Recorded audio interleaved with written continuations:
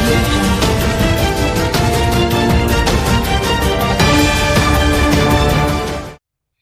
جی السلام علیکم ناظرین، میں ہوں چودھری عامر شہزاد اور آپ دیکھ رہے ہیں آکاش ٹی وی۔ کل سینٹ کا بہت اہم الیکشن ہونا ہے جس میں 48 سینیٹرز نے منتخب ہونا ہے، باقی بلا مقابلہ منتخب ہو چکے ہیں، لیکن کہا جا رہا ہے کہ اصل مقابلہ جو ہے وہ یوسف رضا اسلام آباد سے یوسف رضا گیلانی اور حفیظ شیخ کا ہی ہوگا، اور اسی کے لیے دونوں طرف سے جوڑ توڑ کا سلسلہ بھرپور طریقے سے جاری ہے۔ اور اسی جوڑ توڑ کے سلسلے میں ایک متنازع ویڈیو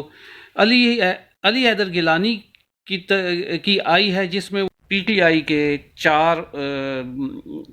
ممبر اسمبلی کو بتا رہے ہیں کہ کس طرح آپ نے اپنی ووٹ کو ضائع کرنا ہے، یا اس طرح کی کوئی متنازع ویڈیو آئی ہے جس پہ ایک دم بھونچال شروع ہو گیا، اور حکومتی ارکان نے بھی پریس کانفرنسز شروع کی، لیکن اس پوری ویڈیو میں یہ نہیں نظر آ رہا کہ وہ کوئی انہیں پیسے دے رہے ہیں یا وہ خرید و فروخت کی بات ہو رہی ہے، لیکن حکومت نے واویلا مچایا، شور شرابہ کیا، اور الیکشن کمیشن کے دفاتر بند ہونے کے باوجود زور لگا کے اپنی ایک درخواست وہاں پہ جمع کرائی، اور جس کے نتیجے میں الیکشن کمیشن نے، ظاہر ہے مرتا کیا نہ کرتا، انہوں نے ایک بیان جاری کیا کہ اس کے اوپر ہم تحقیقات کریں گے، مناسب تحقیقات کریں گے۔ دوسری طرف دیکھا جائے تو اس ویڈیو میں ایک متنازع ویڈیو ہے اور 4 ارکان اسمبلی کا ذکر ہو رہا ہے۔ اگر مسلم لیگ نون کو یا پی ڈی ایم کو چاہیے تھا کہ جیسے پی ٹی آئی کی حکومت نے ایک دم جا کے راتوں رات ایک درخواست دائر کر دی ہے پی ڈی ایم کے مشترکہ امیدوار یوسف رضا گیلانی کے خلاف، کہ انہیں نااہل قرار دیا جائے کہ یہ دیکھیں ثبوت آ گئے، سارا کچھ آ گیا، اب کسی چیز کی ضرورت نہیں ہے، تو اگر انہوں نے اس طرح کیا ہے تو پی ڈی ایم کی طرف سے بھی میرا خیال ہے، ہو سکتا ہے آپ متفق نہ ہو، کہ میرا خیال ہے کہ ایک درخواست پی ڈی ایم کی طرف سے بھی جانی چاہیے تھی کہ اگر یہ درخواست دے رہے ہیں کہ یوسف رضا گیلانی کے لیے یہ کوشش ہو رہی ہے، یہ بندے خرید رہے ہیں ان کا بیٹا، تو بکنے والے بھی تو 4 امیدوار ہیں، ان کا نام پی ٹی آئی نے اپنے درخواست میں بھی نہیں کیا۔ یہاں پہ انہوں نے اتنا بڑا ہائی مورل گراؤنڈ پہ اگر اپنے آپ کو شو کرنا چاہتے تو بہت زیادہ ایک بڑا چانس تھا اپنے 4 بندوں کا نام بھی درخواست میں رکھتے، لیکن رات کے جو جتنے بھی ٹاک شوز ہیں اس میں یہ دیکھا، سوال جب کیا گیا ان سے تو یہ کہا گیا جی کہ وہ ہم معاملہ بعد میں دیکھیں۔ گورنمنٹ نے یہ درخواست یوسف رضا گیلانی کی نااہلی کی درخواست الیکشن کمیشن میں جمع کرا دی ہے، اور ان کا یہ کہنا ہے کہ ہتھیلی پہ سرسوں جمانے والی ان کی بات ہے کہ کیونکہ یہ معاملہ جو ہے یہ ان کا بقول ان کے گورنمنٹ کے یہ ثبوت ہے نااہلی کا، اور ان کو نااہل قرار دیا جائے، اور صبح کیونکہ یہ الیکشن سے پہلے ثبوت آیا ہے، اور یہ الیکشن سے پہلے ان کو یوسف رضا گیلانی کو نااہل قرار دیا جائے، لیکن یہ اتنی جلدی سب کچھ یہ کیوں ہو رہا ہے؟ اس جلدی میں ایک گورنمنٹ غلطی کر رہی ہے، وہ یہ کہ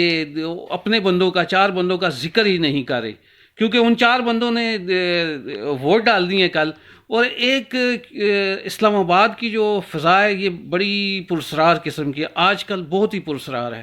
اور اس پرسراریت میں ایک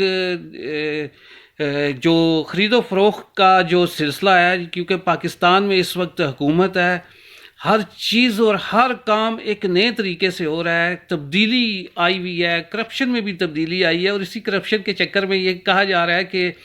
ہو سکتا ہے کہ گورنمنٹ نے خود کوئی ایک سٹرنگ آپریشن کیا ہو، اور اپنے ہی بندوں کو کہا ہو کہ ہم آپ کو اتنے پیسے دیتے ہیں، آپ جا کے یہ ویڈیو بنائیں، ہمیں آپ خریدیں۔ اسی سلسلے میں جو ویڈیو بنی اس میں وہ ایک بندہ یہ بھی کہہ رہا ہے کہ 4 بندے ہیں، ہم 4 بندے ہیں، اور یہ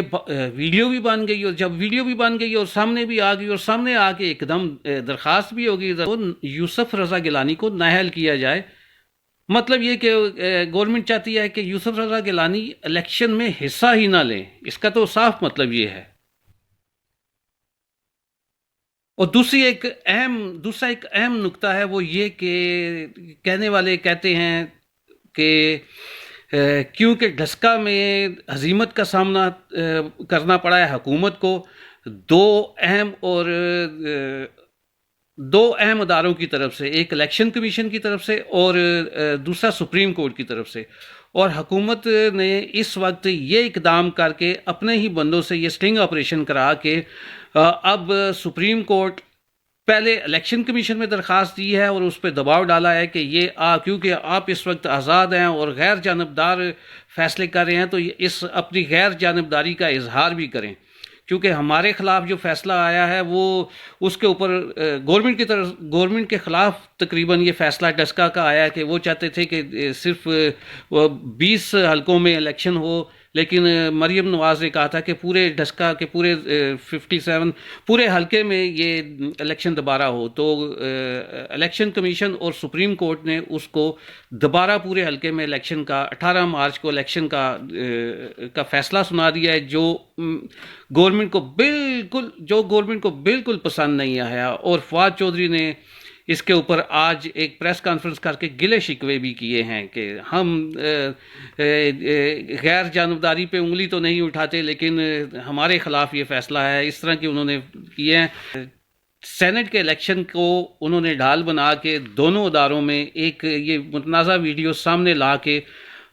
دونوں اداروں کے اوپر دباؤ ڈالنے کی کوشش کی ہے،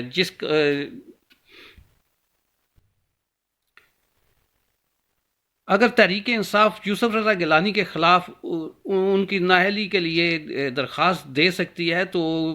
پی ڈی ایم کو بھی چاہیے تھا کہ وہ ان کے ساتھ جا کے ان کے 4 ارکان اسمبلی کے خلاف نااہلی کی درخواست دیتے ہو، اور اگر اس طرح کی کوئی بات ہوئی ہے تو ان کو بھی نااہل ہونا چاہیے، باقی فیصلے ہوتے رہتے ہیں۔ یہاں پہ اس وقت سینٹ کے الیکشن میں ووٹ خریدنے اور بیچنے میں کہا جاتا ہے کہ ضمیر کے ووٹ اور خرید و فروخت ہو رہی ہے، کوئی کہہ رہا ہے کہ یہ ضمیر کے مطابق ووٹ دیں گے اور یہ اس لیے ہم اوپن ووٹنگ کے حق میں نہیں ہے، کیونکہ اگر کوئی بھی گورنمنٹ کا بندہ جو اپنے ضمیر کے مطابق ووٹ دینا چاہتا ہے تو جو ہے نا یہ اس طرح اوپن بیلٹنگ میں اوپن ووٹنگ میں وہ ووٹ نہیں دے سکتا۔ چاہیے تو یہ تھا کہ حکومت یہ شور مچا رہی ہے صرف سینٹ کے الیکشن میں، حالانکہ حکومت خود ضمیر کے ووٹوں کے اوپر ہی ضمیر کے ووٹ ہی لے کے حکومت میں بیٹھی ہوئی ہے، اور اگر سینٹ کے الیکشن میں اگر یوسف رضا گیلانی ضمیر کے ووٹ لے کے سینٹ میں جیت جاتے ہیں تو اس میں پی ٹی آئی کی حکومت کو اعتراض نہیں ہونا چاہیے، کیونکہ وہ خود ضمیر کے ووٹ لے کے حکومت بنا کے بیٹھی ہوئی ہے۔ ارکان اسمبلی کے خرید و فروخت کو روکنے کے لیے پالیسی بنانا کسی بھی حکومت اور سیاستدانوں کے حق میں نہیں ہے، کیونکہ وہ اس کو جاری و ساری رکھنا چاہتے ہیں تاکہ وہ اپنی پسند اور اپنی مرضی کے بندے اپنی سیٹوں پہ لا سکیں، اس سے اور کسی کو نقصان ہو نہ ہو۔ پاکستان کی عوام عرصہ دراز سے اس نقصان کا خمیازہ بھگت رہی ہے۔ کل ایک بہت اہم دن ہے پاکستان کے لیے، پاکستان کی سیاست کے لیے۔ پاکستان کی سیاست اس وقت عدم استحکام کے عروج پہ پہنچی ہوئی ہے۔ ہماری دعا ہے کہ ساری سیاسی جماعتیں مل کے پاکستان اور اس کی عوام کی تعمیر و ترقی کے لیے کام کریں، لیکن یہاں پہ یہ ہوتا ہوا دور دور تک دکھائی نہیں دیتا۔ ہماری تو یہ دعا ہی ہے کہ اللہ تعالیٰ پاکستان اور اس کی عوام کو